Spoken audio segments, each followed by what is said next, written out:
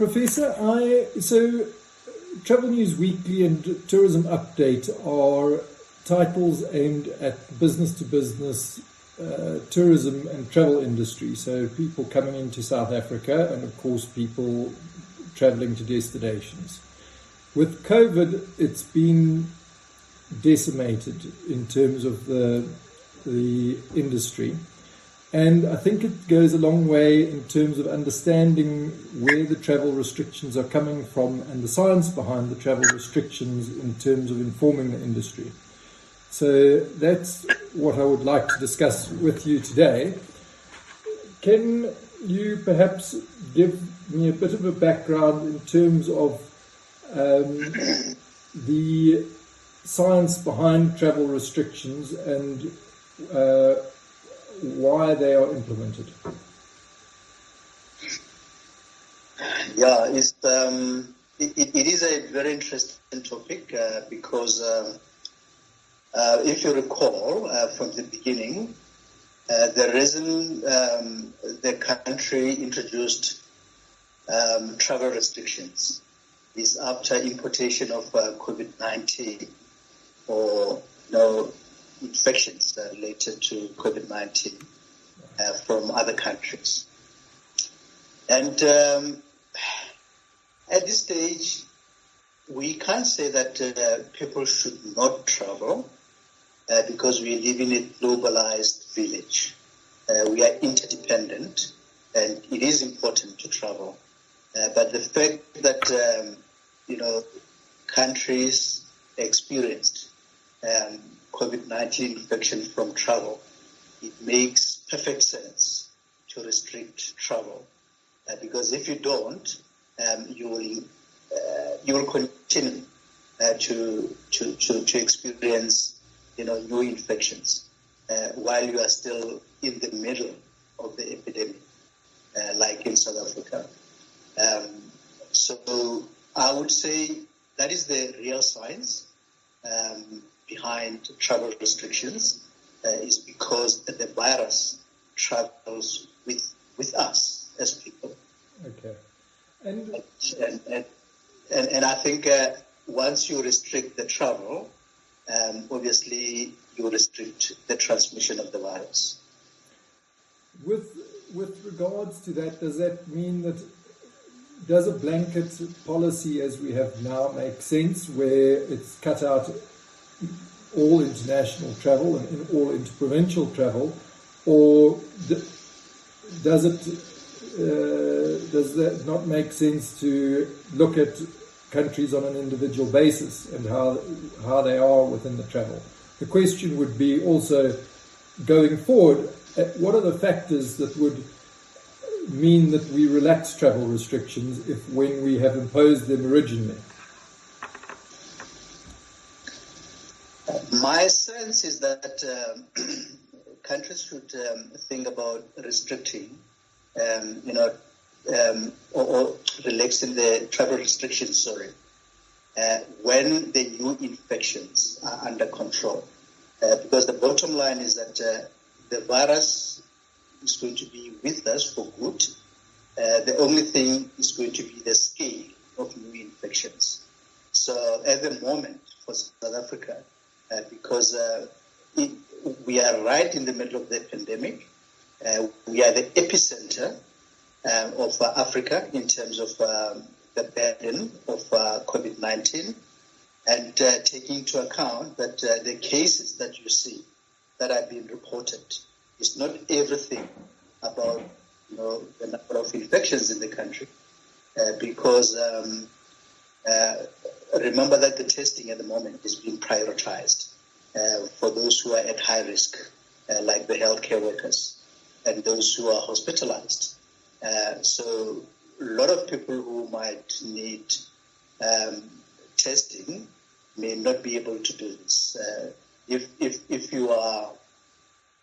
you feel that you are exposed because you were in contact with a confirmed case, you may not be able to be prioritized, for testing, because of the global shortage of testing reagents. And I think that is a reality. So all I'm saying is that the numbers that have been reported is not everything about COVID-19 cases in South Africa. And if you add to the issue of asymptomatic infections, then you will realize that the cases are not really true cases. So there are a number of people who are infected and are not aware, and there are people who might be showing mild symptoms, but they are not necessarily being prioritized because they are not hospitalized. All right. So I guess this adds to the burden of COVID-19 in South Africa, and therefore I would say it would not be wise to just open, travel, yes, especially if provincial travel or even travel to other countries, or even allow people just to come to the country. And obviously, from your point of view, being at the forefront of what's happening, what is your indication at the moment in terms of what you're watching internationally and what's happening in South Africa as a best guess in terms of when the expected that peak is going to get to a point where we're reducing our infection rate to the point where you think that, and obviously it's not an exact science, but the best guesstimate in terms of when you would think is a good, when you think it would reduce and there might be an opportunity to start opening things up? So I would base my answer on two observations. The first observation is local, what we have seen with Western Cape, right? And then the second observation is what we have seen with other countries, outside South Africa. And so far, what we have seen is that you do experience this rapid rise in new infections, and eventually you hit a peak, and then the infections plateau. And you need to monitor that maybe for a month or 2 months, and if it's consistent, the cases are going down, then you can relax restrictions. But you do it in a phased approach. You can't just open all the borders at once. I would say that maybe the best would be that you consider, interprovincial travel, and later on you start opening, the borders to other countries and also to international travel. But even if you open the borders, you have to be cautious of the countries that might still be experiencing, rapid rise in infections. So it won't be free for all. You will be selective in terms of who comes into the country, and you will also put monitoring systems in place, like all visitors coming in should still be screened, even if thermal screening is not going to pick up everybody who might have infection, but these are risk reduction measures. So you'll put all risk reduction measures in place. If you feel that there is a need to introduce quarantine at the borders or after entering to South Africa, you could also consider that, but it should be informed by what is happening globally. Right. It shouldn't just be something that you do because you feel, you just need to do it. It should be informed by science. But at this stage, I don't have a definite answer whether the country should go that route or not. I think we will know by the time infections have subsided and when the country has got an appetite to open the borders, whether quarantine measures are needed. And can I just to say, sure. Just need to activate my light. No problem. Okay, right. No. Now you can see. To just come back to that and put you on the spot again, in terms of where we are within the cycle and your current expectations, what are the timelines looking like with regard to that? Yeah, you're right, because I think you had 2 or 3 questions in one. In terms of the timelines, it's really hard to put precise timelines. My guess, and this is my guess, I think most probably around September, October, we will start to see a fall in new infections countrywide. At the moment, we have seen that Western Cape is already experiencing a lower level of new infections, and we don't know about Gauteng being the current center of COVID-19 in the country, and we do know that if the population size of the different provinces are anything to go by, clearly we should be cautious of Gauteng, followed by KwaZulu-Natal, followed by Eastern Cape, because the other provinces, the population size is quite small compared to these 3 that I've mentioned. So if Gauteng can hit the peak and the numbers of new infections start to subside, followed by maybe KZN, and then we have got a control in Eastern Cape, I think it's not much of a problem in other provinces, because the population size is not that huge. And I'm not saying that we should ignore other provinces, because you can see what is happening with northwest province, that they actually have more infections, even if they've got a relatively small population size compared to other rural provinces. So we shouldn't bank on that, but my guess is that towards the end of September, beginning of October, we will see a decline in number of infections countrywide. Can you give an idea of why that happens? Why is there a reduction in infection rate? I mean, how obviously. Yeah, I mean, it's just the way most epidemics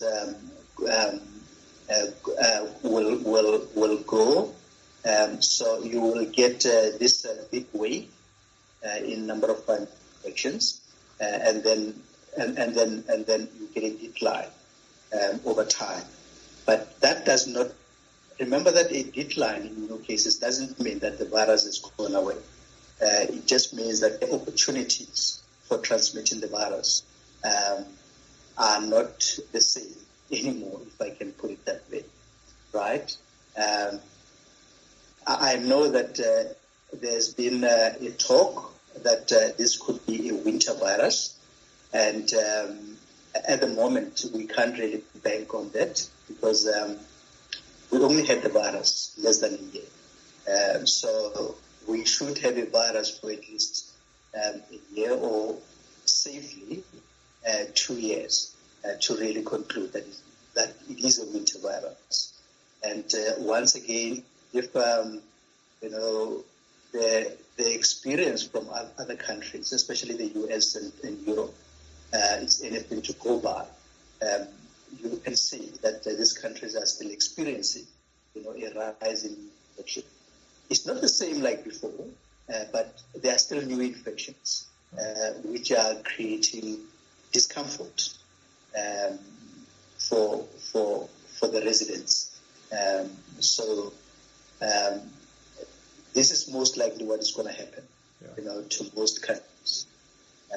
So yeah, I think I would say that maybe not towards the end of September, October, we will see less infections, but that does not necessarily mean, we are out of the woods.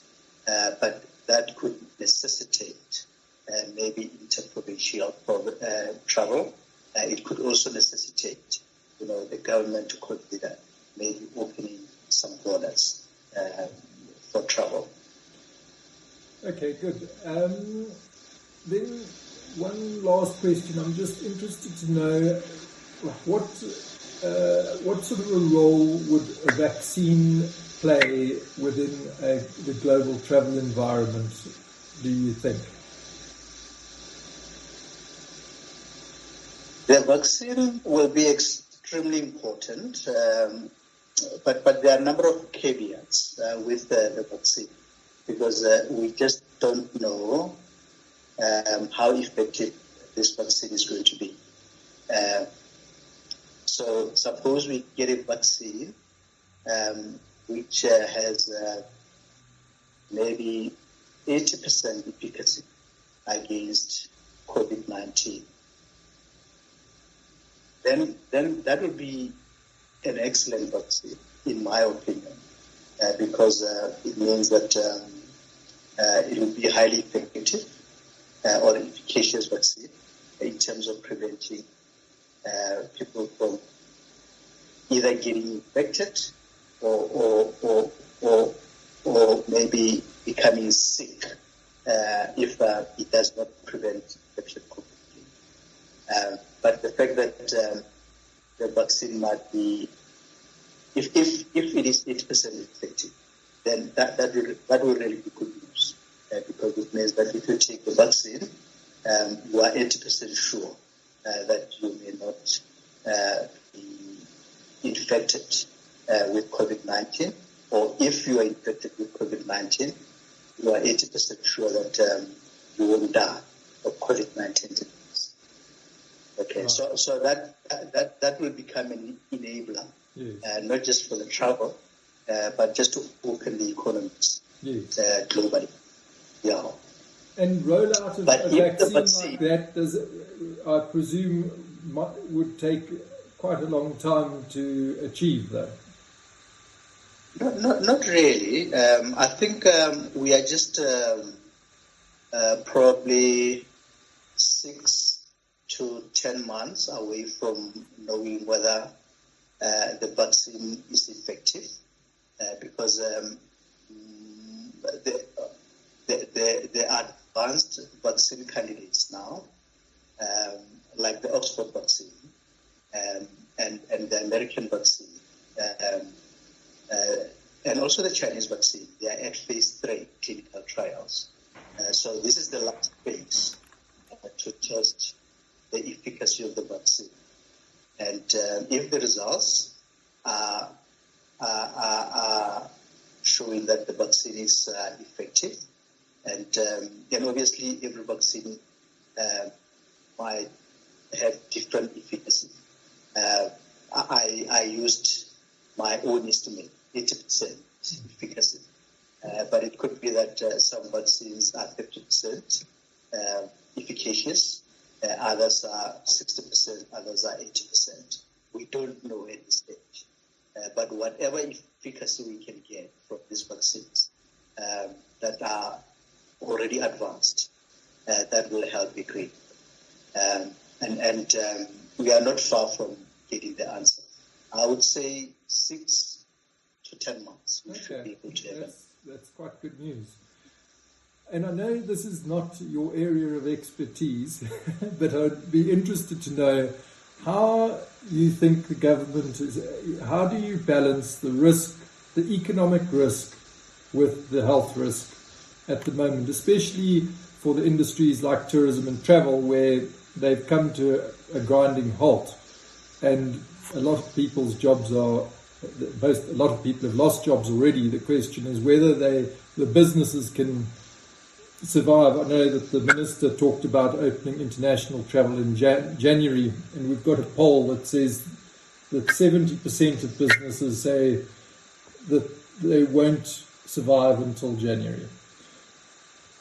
It's a daunting economic outlook.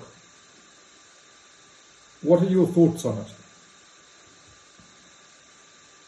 Yeah, no, it is hard for everybody, and especially for those who are in the private sector, and those who are directly affected by COVID-19, and they can't do anything unless we have got a solution to the problem, like a vaccine. So I just have sympathy to the people who are directly affected by COVID-19, especially who have already lost their jobs. Because as we are speaking, some people are still holding a little bit, although the future is gloom, but they still have some hope. But others have lost, completely. So I do have sympathy. I mean, as an individual, I can only sympathize with them. Sure. And there's not much I can do, unfortunately.